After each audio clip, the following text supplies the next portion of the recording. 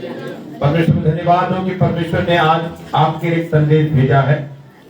और इस संसार में बहुत कुछ बातें हैं जो मैं सोचता हूँ कि मुझे सीखना चाहिए और मैं सीखता रहता हूँ, और सीखने की कोई उम्र नहीं होती। और बाइबल में एक पुस्तक है जिसका नाम है नीति वचन, और नीति वचन अगर आप पढ़ेंगे तो बाइबल बताता है कि आप बुद्धिमान हो जाएंगे। और मैंने पिछले रविवार से पहले एक और रविवार था, उस पर मैंने एक वचन दिया था। जो लोग आए थे उनको मैंने बताया था कि 6 बातों के विषय में मैंने प्रचार किया था कि 6 बातें हैं जो किसी के साथ साझा मत करो, शेयर मत करो। उसी की अगली कड़ी में आज का एक वचन है और आप मेरे साथ निकाल सकते हैं। 2 कुरिन्थियों उसका 6 अध्याय उसका 17वां पद ध्यान से सुनेंगे। 2 कुरिन्थियों उसका 6 अध्याय उसका 17 वचन। इसलिए प्रभु कहता है। कौन कहता है? प्रभु। अभी प्रभु की वाणी को थोड़ा सुनना है। इस संसार में हमने सबकी वाणी को सुना है, और आज तो आमतौर पर मैं देखने को आता है कि लोग दुनिया की वाणी सुनते हैं। मैं पास्टर हूँ, मेरी वाणी सुनते हैं, लेकिन जो परमेश्वर की वाणी है उसको नहीं सुनना पसंद करते। और परमेश्वर की वाणी पवित्र ग्रंथ है। हालेलुया। ये परमेश्वर ने एक पवित्र, इसका नाम है नया नियम और पुराना नियम। क्या? पुराना नियम और नियम एक है। ये कोई धर्मशास्त्र नहीं, पर एक जीने का तरीका सिखाने के लिए इसका नाम क्या है? नियम की पुस्तक। क्या की पुस्तक? नियम की पुस्तक। नया नियम और पुराना नियम। ठीक है, यीशु मसीह ने नया नियम बताया क्या करना चाहिए क्या नहीं करना चाहिए, लेकिन यीशु मसीह से आने से पहले भी कुछ नियम इस संसार में चलते थे। और मैं आपको बताना चाहता हूँ सफल जीवन जीने के नियम।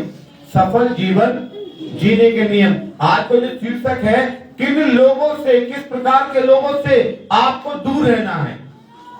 मैंने पहले बताया कि 6 प्रकार की बातें हैं जो किसी को मत बताओ, लेकिन आज मैं एक बात बता रहा हूं।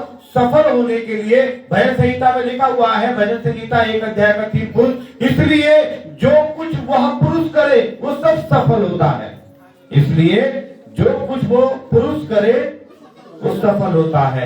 हर व्यक्ति चाहता है संसार में सफल होने के लिए, और परमेश्वर ने मुझे भी और आपको भी सफल होने के लिए बोला है। और मैं भी चाहता हूं कि मुझे किस तरीके से सफलता मिले। और मेरे प्रिय वचन में क्या लिखा हुआ है? इसलिए प्रभु कहता है। क्या कहता है प्रभु?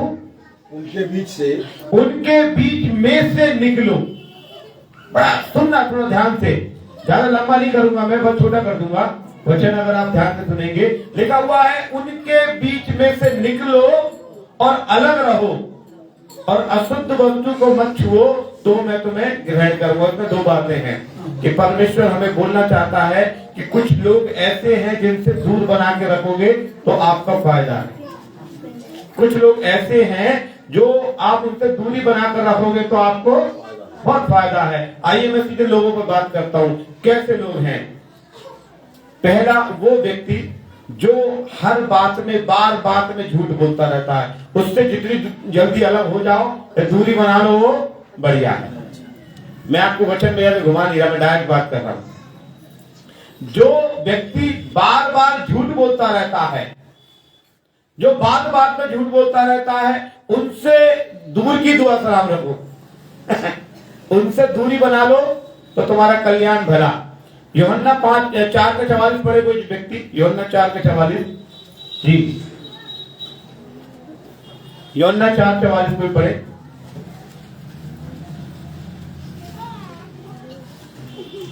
क्योंकि यीशु ने आप ही साक्षी दी कि भविष्यद्वक्ता यूहन्ना 4:44 है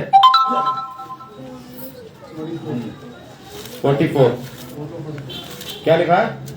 क्योंकि यीशु ने आप ही साक्षी दी हाँ, कि भविष्यद्वक्ता अपने देश में आदर नहीं पाता। ओह प्रेज़ द लॉर्ड, हालेलुया। इसका मतलब मुझसे मिस हो गया है, और जो मैं वचन परमेश्वर ने दिया प्रेज़ द लॉर्ड लिखने में, मुझसे एक बात बोलने लगा कि जो झूठ बोलता है, ऐसा लिखा हुआ है कि झूठों का पिता कौन है?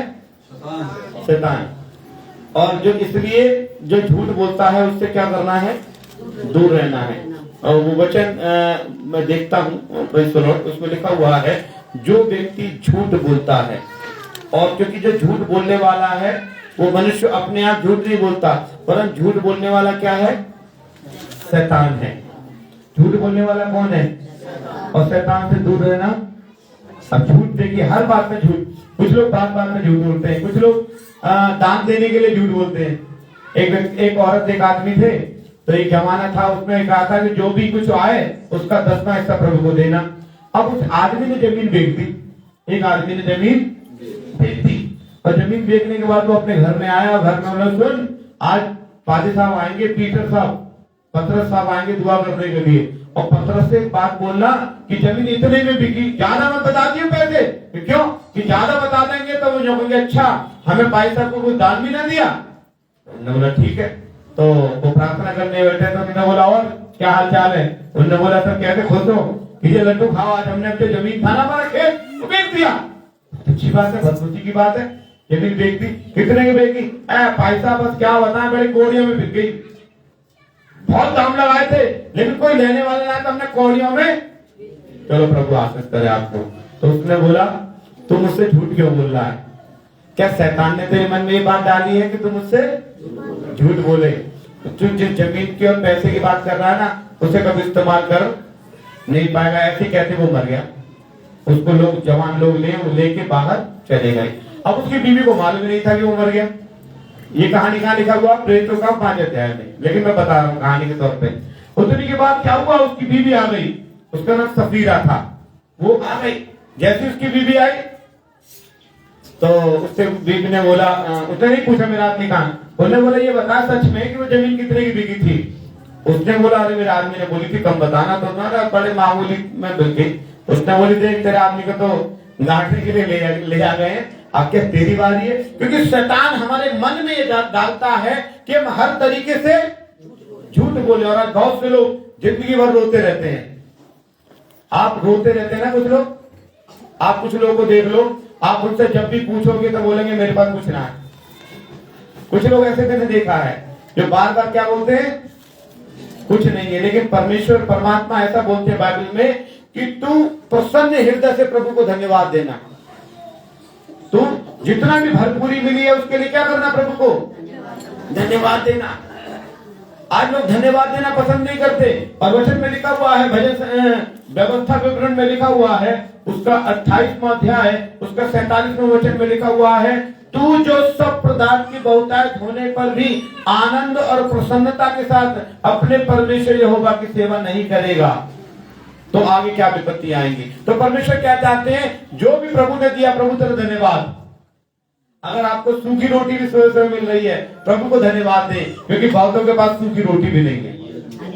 कितनों के पास बड़े मोबाइल हैं? सबके पास बड़े मोबाइल होंगे। एक वीडियो बहुत चलता, वायरल होता है कि एक आदमी है लुंगी से बांधे हुए, मुड़ासा से बांधे हुए स्टेशन पे, और सूखी, बिल्कुल सूख गई 5-6 दिन की रोटी, पता नहीं कितने दिन की होगी, उसको लाके स्टेशन पे उसकी टोंटी खोल के पानी की, और उसमें रोटी को तर करता है ताकि वो क्या हो जाए, ताकि वो खा सके।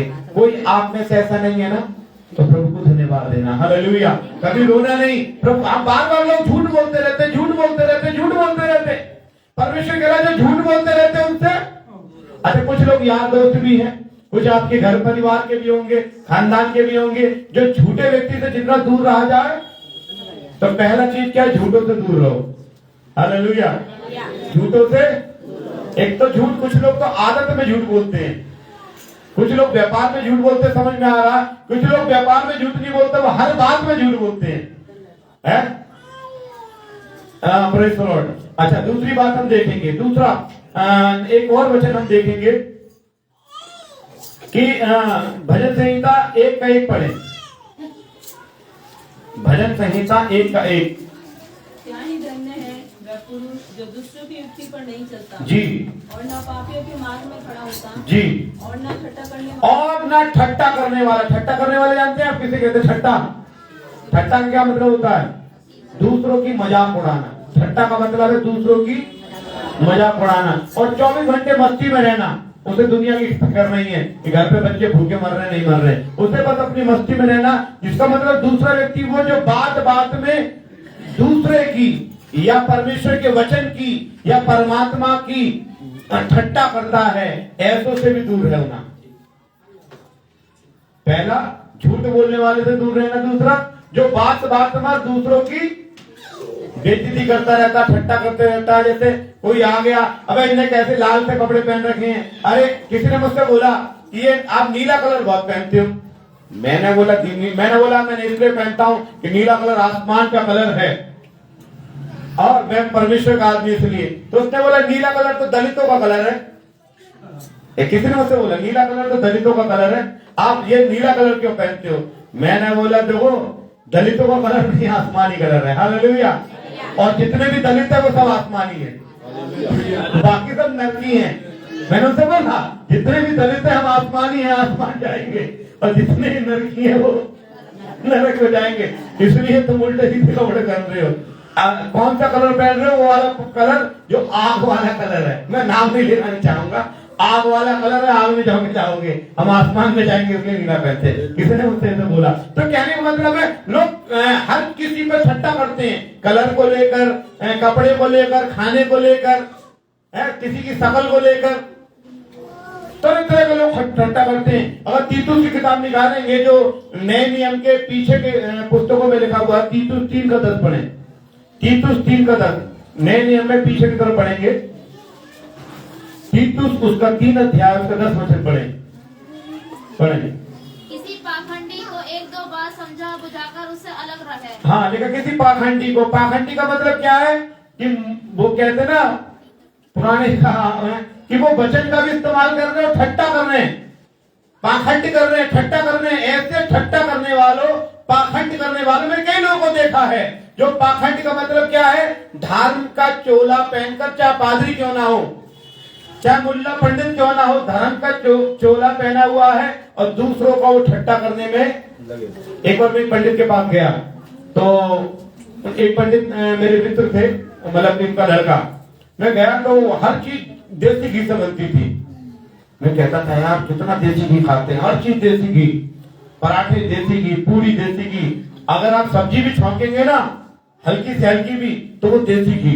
मैं कहता था कहां से देसी घी आता है? तुमने बोला जितना भी हवन बच आता सब हमारे यहाँ आता है। तो हमसे कहने लगे तुम तो तेल खाने वाले हो, ठट्टा कर रहे हैं, मजाक कर रहे हैं, बेकार की बातें कर रहे हैं। और वचन में लिखा हुआ है ऐसे लोगों से दूर रहना। भजन संहिता 22 का 10 भी पढ़ देना जल्दी से।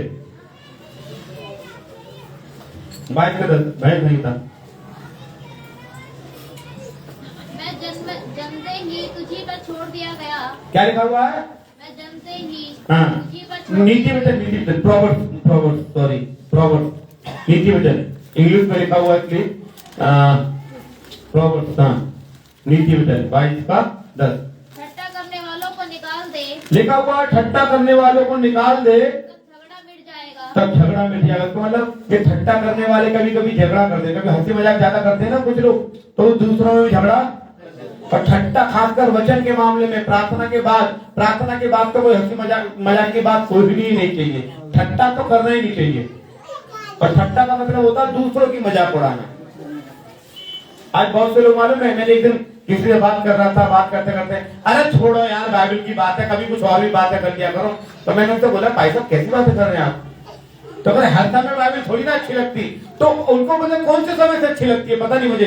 कुछ लोगों को समय समय से अच्छी लगती है, प्रार्थना समय से, लेकिन परमेश्वर के लोगों को हर समय लिखा जो रात दिन उसमें ध्यान दिए रहता है। हालेलुया। रात दिन ध्यान देने वाला व्यक्ति सफल होता है। लेकिन वचन में लिखा ठट्टा करने वालों के साथ संगति मत करो, यारी मत करो, दोस्ती मत करो, तो बर्बाद हो जाओगे। तीसरे नंबर हम देख रहे हैं, तीसरे नंबर में बोलूं तीसरा नंबर जो बात बात में दूसरों की बुराई करता हो। पहला नंबर जो बार बार आपसे झूठ बोले, ज्यादा झूठ बोलने वाले व्यक्ति से दूर हो जाओ। नंबर 2 जो दूसरों को वचन को ठट्टा में उड़ाते, दूसरों को ठट्टा करते, बेइज्जती करते, उनसे दूर रहो। नंबर 3 जो बात बात में दूसरों की बुराई करते हो।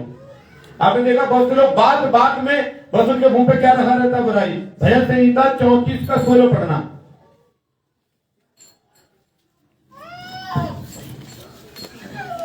34 का 16 पढ़ो।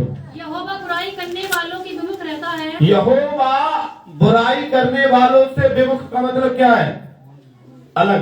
विमुख का मतलब क्या है? दूर अलग रहता है परमेश्वर। जब परमेश्वर अलग रहता है तो आप क्यों रहते हैं उनके साथ? कुछ लोगों को बुराई बहुत पसंद है। कुछ लोग तो अपने घर पे मजमा लगाते हैं ताकि 2-4 लोग आ जाएं। मैंने कुछ आदमियों को, कुछ पुरुषों को देखा है, औरतों को तो आपने बहुत देखा होगा कि 2-4 लोग मजमा लगाकर पसंद करते हैं कि 2-4 औरतें आकर एक दूसरे की बुराई करें। और एक बार तो मैं एक ऐसी बुराई बता सकता हूँ, सुन के बड़ा अच्छा लगेगा आपको, औरतों की बुराई। एक लेडीज हमारे घर पे आई, आप सुनना बड़ा अच्छा लगेगा आपको। एक महिला हमारे घर पे आई और आगे कहने लगी, मालूम है मेरा लड़का तो अपनी बहू को गुलाम बना बैठा है। हम चुपचाप सुन रहे थे। गुलाम बना बैठा है, मालूम है वो तो कुछ काम भी नहीं करती, वो तो झाड़ू भी लगाता है, वो तो पोंछा भी करता है। तो मेरी माँ ने बोला कि अभी तो करता है कि हाँ वो बीमार जब से पड़ी है तब से करता है, वो बहुत बेकार है। अच्छा, थोड़ी देर बाद वो बात भूल गई, चाय पीने लगे, चाय पीते पीते भूल गए। हम जैसे व्यक्ति थे, मैंने बोला और तुम्हारी लड़की की क्या हाल चाल है? अरे मेरी लड़की बहुत सुखी है, बहुत बड़ा रंडी का घर है, लेकिन मेरा दामाद है जो काम कर बाबा हाथ लगा दे। उसने मना करना कि मुझे खाना नहीं बनाना, तुरंत होटल से खाना ले आता है, सारा काम वो करता है। तो मैंने बोला उसकी साथ यही कहती होगी कि गुलाम बना बैठा है। मेरा दामाद बहुत अच्छा है, मेरा बेटा बड़ा खराब है, मेरा दामाद। लोगों को समझ में नहीं आती हम कौन सी बात काम कर रहे हैं। तो आजकल कुछ लोग, एक बार किसी ने बोला अरे साहब मेरी बहू तो सुबह 8 बजे उठती है, सुबह जल्दी नहीं उठती। उसने बोला अच्छा। बहू से किसी ने बोला बेटा जल्दी उठ जाएगा। बहू रोज जाए 4 बजे, उठा दे साहब को, बोले चाय पियो। तो उन्होंने बोला अरे कि तुम इतनी जल्दी क्यों आ गई? वो चाय पी लो अम्मा, तुमने दुनिया में फैला रखा है बहुत दिन लेट उठती हूँ। सुबह 4 बजे, 1 दिन, 2 दिन, 3 दिन, 4थे दिन उन्होंने बोली भैया तो जितना सोना तो सो। अलग अलग इस मैटर है, लेकिन वचन ऐसा अलग बताता है। बुराई का मतलब ये है दूसरों की खाना बुराई करना, जिसका कोई मतलब नहीं है, जिसका कोई मतलब नहीं है। पहला पत्र 3:12 पढ़ना, पहला पत्र 3:12 जी।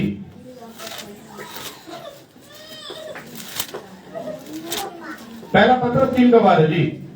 क्योंकि प्रभु की आंखें धर्मियों पर लिखा हुआ है प्रभु की आंखें धर्मियों की ओर लगी रहती है और उसके कान उनकी विनती की ओर लगे रहते हैं। हाँ, परमेश्वर की कान धर्मी के विनती की ओर लगी रहते हैं, परंतु प्रभु बुराई करने परंतु परमात्मा परमेश्वर बुराई करने वालों से विमुख रहता है। दूर रहता है। हमें बड़ा मजा आता है बुराई की जो बात अगर चर्चा है उसके बारे में बहुत बोल सकता हूँ। लोगों को बुराई करने की बहुत आदत है। कुछ लोगों को तो खामेखा किसी के विषय में जानकारी भी नहीं है, फिर भी बुराई करने की आदत है। मैं अपने बारे में बताना चाहता हूँ। एक परिवार में जाया करता, मैं कुछ एरिया में जाता था प्रार्थना करने के लिए। किसी व्यक्ति ने मेरे बारे में बहुत बुराई किया। एक दिन जिस व्यक्ति मेरी बहुत बुराई करता था वो मुझे नहीं जानता था, लेकिन मेरी बहुत बुराई करता है। एक दिन उसने मुझसे कहा कि पादी साहब मुझे बड़ा अच्छा लगता है आपका प्रवचन, आप मेरे घर पे आ सकते हैं। मैं बन्ना देवी गया उनके घर पे प्रार्थना करने के लिए। प्रार्थना करने के बाद चाय समोसे ये सब हो रहा था। तो चाय वाय देते उसने बोला भाई साहब आप आप तो बहुत अच्छा कलाम बोलते, पादी साहब हैं शैमुल नाम के, वो नाटे से यो अपने आप को बहुत बड़ा समझे, आता जाता कुछ ना है, लेके पूरे दिन साइकिल पे घूमते रहते हैं। अबे मैं मेरे बारे में ये क्यों बोल रहा और नाम मेरा ले रहा और दिन बुराई करे जा रहा। उसके बाद उसने एक क्या नाम है पैसे निकाले, दक्षिणा मुझे दी कि पैसा ये दान है। दान देने के बाद मैंने उससे बोला आपको मालूम है वो शैमुल कौन है? वो मैं ही हूँ। अच्छा भाई साहब, अरे वो तो फलाना कह रहा था, ढिकाना कह रहा था, उसको कुछ नहीं मालूम, बस वो मुझसे कह रहा। और पता नहीं मेरे प्रार्थना के बाद पहले भी और प्रार्थना के बाद भी कितनों से बोल चुका होगा। Praise the Lord. फिर मैंने उसके लिए प्रार्थना शुरू कर दी, प्रभु जी ऐसे लोगों को बुद्धि, हालेलुया, ऐसे लोगों को बुद्धि दे, ऐसे लोगों को बुद्धि दे। और मैंने कई लोगों को देखा, एक और महिला को देखा बहुत बुराई करती। और एक दिन मैं वहां पर एक परिवार में गया हुआ कि कौन आ रहा तुम्हारे दुआ करने के पादी शैमुल? अरे बहुत बेकार आदमी है, वो तो बहुत बेकार है। और जैसे ही मैं गया भाई साहब आपके बारे में बात कर रही थी मैं, अच्छा भाई साहब की दुआ से मैं ठीक हुई हूँ। और वो लेडीज भी कह रही है क्या बोल रही है? फिर उसने बोला भाई साहब आपसे थोड़ी देर पहले ऐसा बोल रही थी। मैंने बोला अच्छा, मैं हर शुक्रवार को उनके पास जाऊं और मैंने बोला मैं आपके लिए कल्याण की प्रार्थना करूं। फिर उसने बोला भाई साहब आपने तो मेरा कुछ नहीं बिगाड़ा, लेकिन पता नहीं तो मेरे दिमाग में क्यों आया, क्यों किसी ने मुझे बोला थोड़ा सा, मैंने ज्यादा बना के बोल दिया। और मैंने बोला अब मैं ये नहीं कह रहा कि तुम घर घर जाके मेरी बड़ाई करो, हालेलुया। क्योंकि कुछ लोगों के अंदर आदत है, और वचन में लिखा हुआ ऐसे लोगों से दूर रहना बहुत अच्छा है, हालेलुया। चौथी बात मैं आपको बताना चाहता हूं, जल्दी से वचन खत्म करूंगा। चौथी बात, जो बार बार आपको ये एहसास कराए कि आप छोटे हैं, आप तुच्छ हैं, आप दलित हैं, आप बिल्कुल बेकार हैं और हमारी कृपा से जी रहे हैं, ऐसे लोगों से भी दूर रहना चाहिए। समझ में आ रहा है? जो ये बार बार एहसास कराएं कि आप मेरे संग मेरे साथ चल रहे हैं ना, मेरी कृपा से, मालूम है, और मैंने तुम्हें रोजगार बता दिया तो तुम रोटी खा रहे हो, मैंने रिश्ता करा दिया तो रिश्ता होगा, नहीं तुम्हारे बच्चे कुआरे मरते।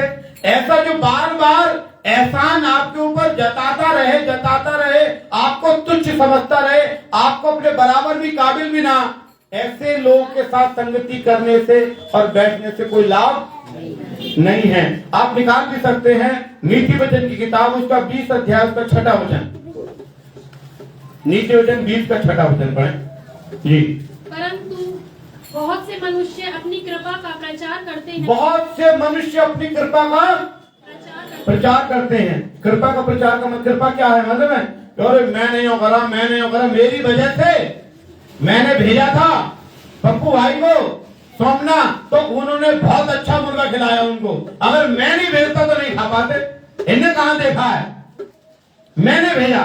ये क्या है, ऐसे लोगों से तुरंत दूर हो जाना चाहिए, है? जो बार बार, आपको मालूम है किसी आजकल होता है ना, शादी, आपने बहुत अच्छी शादी करी, बहुत बढ़िया इंतजाम करा, तो वो आदमी अंदर से बेचैन हो जाएगा, मालूम है 1 लाख तो मुझे नहीं है, ये दिख रहा है 1 लाख मुश्किल है, लेकिन मैं अपना नहीं थी पता था किसी को ना, गलत बात वो बोल भी रहा है और बताएगा भी नहीं। वचन में लिखा हुआ ऐसे लोगों से तुरंत दूर हो जाना चाहिए। मैं बता रहा हूं, परमेश्वर ने पता नहीं मुझे इन दिनों में बता रहा है इन दिनों बातें। और 5वीं बात क्या है, जो भावनात्मक रूप से आपको धमकाते हैं। भावनात्मक रूप में धमकाते हैं मतलब जैसे इमोशनल ब्लैकमेल, क्या बोलेंगे इमोशनल ब्लैकमेल को? हिंदी में है भावनात्मक रूप से धमकाना, इमोशनल ब्लैकमेल, समझ रहे हैं? बहुत से लोग क्या करते हैं, आंसू उनके रखे रहते हैं, वो इतना गरीबी दिखाते हैं कि अगर गरीबी नहीं दिखाएंगे तो उनका पेट कैसे भरेगा। हर जगह रो जाते हैं, आज बहुत से लोग हर जगह रो जाते हैं। इमोशनल ब्लैकमेल कर करके लोगों को क्या कर रहा है, रोजाना भाई साहब मैं बड़ा परेशान हूँ, भाई साहब मैं बड़ी परेशान हूँ, इतना रो रो कर अपना काम चलाते रहते हैं। बहुत से लोग रो रो कर काम चलाते रहते हैं। ऐसे रोने वालों से दूर ही रहो, है? या दूसरा आप देखेंगे इमोशनल ब्लैकमेल करते हैं, यदि आपने कुछ ऐसा पाप कर दिया है, ऐसी चीज कर दी है जो उनको मालूम है, तो वो ऐसे क्या करेंगे, इमोशनल ब्लैकमेल करते रहेंगे, है? खुद क्या करेंगे, एक बोतल पी जाएंगे, आपने एक ढक्कन पी लिया तो क्या करेंगे, इमोशनल ब्लैकमेल। और मैं जानता हूं तुम कौन से दूध के धुले हो, तुम कौन से दूध के धुले हो। वचन बता रहा है इमोशनल ब्लैकमेल करने वालों से दूर रहना चाहिए। जो आंसू, कुछ लोग आपको मालूम है, आप कुछ लोग मैंने देखा है, कई लोगों को ठगने के लिए ठगते रहते हैं। जैसे मैंने एक बोलना नहीं चाहते, सोशल वर्कर या एक पादरी साहब को देखा, कोई भी पादरी साहब या कोई भी देखा तो बाहर से आ रहा है तो रोना शुरू कर, मैं बहुत परेशान हूँ। मैं एक जगह गया झांसी में, प्रचार कर रहा था झांसी के अंदर, बहुत पुरानी बात है, कम से कम 20 साल हो गया होगा। तो किसी ने, मैं तो उस समय साइकिल चलाया करता था, मेरे पास मोटरसाइकिल भी नहीं थी, मैं झांसी में प्रचार करके निकला तो किसी ने बोला बाहर से आया वो पादरी बहुत पैसे वाला होगा, अच्छे कपड़े पहने हुए हैं। वो एक पास्टर ने मेरे साथ पास आके बोला आपकी शर्ट बहुत अच्छी लग रही है। मैंने बोला अच्छा थैंक यू, मैं कह निकल गया। तो एक ने बोला पादरी साहब मेरे लिए दुआ करिए, मैं बहुत परेशान हूँ। मैं क्या, कि मैं भी पादरी हूँ। अच्छा, मेरे घर में खाने का खाना नहीं है, मेरे घर में ये नहीं है। वो बहुत रोता रहा, इमोशनल ब्लैकमेल करता रहा मुझे। मैंने सोचा मेरे मन में कुछ करने के लिए कि उसको कुछ करना है, और मैं किसी लोगों से बोलना चाहता था कि उसके लिए कुछ मदद करो। मैं प्रार्थना कर रहा था, खाना खा रहा था दोपहर का, प्रार्थना करके तो परमेश्वर ने मेरे मन में एक बात डाला कि जिस परमेश्वर की सेवा तू करता है उसी परमेश्वर की सेवा वो करता है। तू साइकिल चला के धन्यवाद दे रहा है, वो मोटरसाइकिल में भी दुखी क्यों है? इसका मतलब वो तुझे इमोशनल ब्लैकमेल कर रहा है, उसके जीवन में सब कुछ है। और फिर मेरे मन को तसल्ली हो गया क्योंकि उस समय उसके पास मोटरसाइकिल थी, मेरे पास साइकिल। जाकर बहुत से लोग क्या करते हैं, इमोशनल ब्लैकमेल कर कर कर सोचते हैं कि कैसे मैं इनसे कुछ मिल जाए, कैसे मैं इनसे कुछ लूट लूं, और इसलिए लोग इमोशनल ब्लैकमेल करते हैं। और ऐसे लोगों से भी जो बार बार दूसरों को इमोशनल ब्लैकमेल करते हैं या उनकी कुछ गुप्त बातें ऐसी हैं जो उनको पता है, उन गुप्त बातों को भी, गुप्त बातों का प्रचार कर कर इशारा कर कर इमोशनल ब्लैकमेल करते हैं। ऐसे लोगों से भी दूर हो जाना चाहिए। छठी बात जो लास्ट है, जो चिकनी चुपड़ी बातें बोलते रहते हैं या दो तरह की बातें बोलते हैं, तुम्हारे मुंह पर दूसरे की, ऐसे लोगों से भी तुरंत दूर हो जाना चाहिए। नीति वचन 29 का 5 पढ़ेंगे। नीति वचन 29 का 5 क्या बोलेंगे? 29 को 29 है, 29 का 5 पढ़े। नीति वचन जो पुरुष किसी से चिकनी चौपड़ी बातें करता है, लिखा हुआ है, जो पुरुष किसी से चिकनी चुपड़ी बातें करता है वह उसके पैरों के लिए जाल लगाता है। वो उसके किसके लिए जान लगाता है? जिससे बात करता है। आजकल चिकनी चुपड़ी वाले हैं, कहते नहीं है, चिकनी चुपड़ी बातें करने वाले लोगों को बहुत पसंद है? अब वो कहते तुम्हारी भी जय जय, हमारी भी जय जय, न तुम्हारे ना हमारे। वो एक दूसरे को आजकल चिकनी चुपड़ी बातें ज्यादा करते हैं। और वो चिकनी चुपड़ी बातें इसलिए करते हैं, वचन में क्या लिखा हुआ है 29 का 5 में, जो पुरुष किसी से चिकनी चुपड़ी बातें करता है वो उसके पैरों के लिए जाल, उस जाल को कोई समझ नहीं सकता कि वो कर क्या रहा है। चिकनी चुपड़ी बातें कर रहा है, वो हमारे पैरों के लिए जाल लगा रहा है। इस बात को अगर बहुत से लोग क्या होता है कि फायदे के लिए दूसरों को बरगलाते हैं, या जो व्यक्ति दो तरह की बातें करते हैं, ऐसे लोगों से दूर रहना ही भला है। भजन नीति वचन 23 का 7 भी पढ़ देना। नीति वचन 23 का 7। क्योंकि जैसा वह अपने मन में विचार करता है, जैसा वो मन में विचार करता है वैसा वह आप है। वैसा वो आप है। वह तुझसे कहता तो है, वो तुझसे कहता तो है खा, हाँ खा पी, परंतु उसका मन तुझसे अलग नहीं। हाँ, इसका और क्या लिखा है? परंतु उसका मन तुझसे लगा नहीं। हाँ, इसका मतलब आज बहुत से लोग कहते हैं आओ खाओ खाओ, लेकिन वो कहते हैं कब उठ के जाए है? इसका मतलब क्या है? वो कहते हैं खाने के उनके टाइम ही आ जाते हैं। वचन में लिखा हुआ है ऐसे लोगों से दूर रहना चाहिए। हालेलुया। मैं दोबारा बता रहा हूँ, जो बार बार आपसे झूठ बोले, झूठ बोलने वाला किसका बंदा है? शैतान का। क्लियर लिखा हुआ है, जो बार बार झूठ बोले वो शैतान का बंदा। नंबर 2, जो बात बात में दूसरों की या वचन को ठट्टा में उड़ाता हो, दूसरे लोगों को या वचन को ठट्टे में उड़ाता हो। नंबर 3, जो बात बात में दूसरों की बुराई करता हो है। नंबर 4, जो आपको ये एहसास कराए कि आप उससे बहुत छोटे हैं, तुच्छ हैं।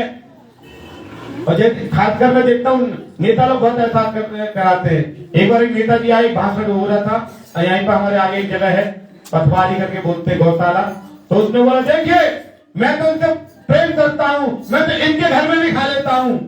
तो एक सरस्वती शिशु मंदिर में मीटिंग चल रही थी, मैं खड़ा हुआ, मैं ताली बजाने लगा, तो सारे लोग बैठे ताली बजा रहे थे। मैं थोड़ा बड़ा एहसान कर लेते तुम इनके घर खा के बड़ा एहसान कर लेते हो। मुझे बड़ा गुस्सा आया और मैं एक व्यक्ति ने बोला अरे साहब बैठ जाओ बैठ जाओ। मैं बैठा भी नहीं, गुस्से में निकल आया।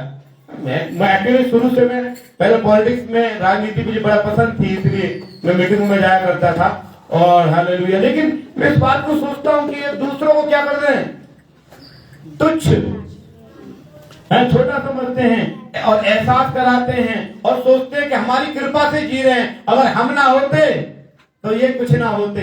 मतलब एहसान जताने वाले लोग, ऐसों से दूर रहना चाहिए। नंबर 5, जो भावनात्मक रूप में इमोशनल ब्लैकमेल करते हैं, जैसे आपकी गुप्त बातों को, जैसे अपनी गरीबी, अपने आंसू दिखा दिखाकर फायदा उठाते हैं, ऐसे लोगों से दूर होना चाहिए। नंबर 6, जो चिकनी चुपड़ी बातें करते हैं, 2 तरह की बातें करते हैं, चापलूसी भरी बातें करते हैं, ऐसे 6 प्रकार के लोग मैं आप वचन से बताया है, इनसे दूर रहना चाहिए। इसलिए वचन में लिखा हुआ है, उनमें से निकलो और अलग हो जाओ। प्रभु कहता है, कौन कहता है?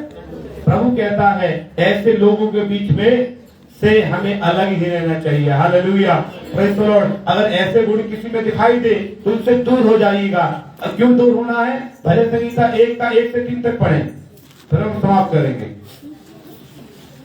क्या ही धन्य वह पुरुष जो दुष्टों की युक्ति पर नहीं चलता, जी हाँ, और न पापियों के मार्ग में खड़ा होता, हाँ। और न ठट्टे करने वाले की मंडली में बैठता है। जी, छठे पढ़ने वाले मंडली बैठता है। आगे, परंतु ऐसे लोगों के साथ रहना जो यहोवा की व्यवस्था से रात दिन ध्यान देते हैं। उनकी बातों में चापलूसी नहीं, प्रभु की बातें हैं। उनकी बातों में बुराई नहीं, प्रभु की बातें हैं। उनकी बातों में ठट्टा नहीं, प्रभु की बातें हैं। उनकी बातों में किसी को छोटा समझना नहीं, प्रभु की बातें हैं। आगे, उस वृक्ष के समान लिखा हुआ है, वो उस वृक्ष के समान है जो बहती नालियों के किनारे लगाया गया है, जो अपनी ऋतु में फलता है। अपनी ऋतु का मतलब जब समय आने पर फलता है। आजकल लोग तुरंत फलना चाहते हैं। समय आने पर फलना सही है कि तुरंत फलना सही है? अगर वो कहे, मैं कहूँगा मेरा तो कोई नाती ना है, तो बोले नाती लड़का है। हाँ, लड़का तो है, 2 लड़का है, नाती ना है। अरे नाती समय पे तो आएगा है? अभी मेरा लड़का 2 साल का, मैं कहूँ मेरा नाती नहीं है। प्रभु तुमने नाती क्यों नहीं दिया? प्रभु के 2 साल का लड़का तो समय पर आना है। आप सोचे अभी बच्चों को 5वीं क्लास में एडमिशन है, 8वीं क्लास में एडमिशन है, प्रभु जी मेरे बच्चों को तो इंजीनियर बना देना। अरे इंजीनियर के लिए उसको आगे तो ले चलो, अपने ऋतु में फलेगा वो, अपने ऋतु में फलना। और आगे, जिसके पत्ते कभी मुरझाते जिसके पत्ते कभी मुरझाते नहीं, इसका मतलब उसका कोई भी काम गलत नहीं होता, जो प्रभु पर ध्यान देता है। आगे, इसलिए जो कुछ वो पुरुष करे वो सब सफल। तो सफलता के लिए इन बातों को ध्यान करेंगे तो परमेश्वर जरूर आपको सफल करेगा। परमेश्वर हर सुनने वाले और देखने वाले को आशीष करे। आइए प्रार्थना करें। धन्यवाद स्वामी।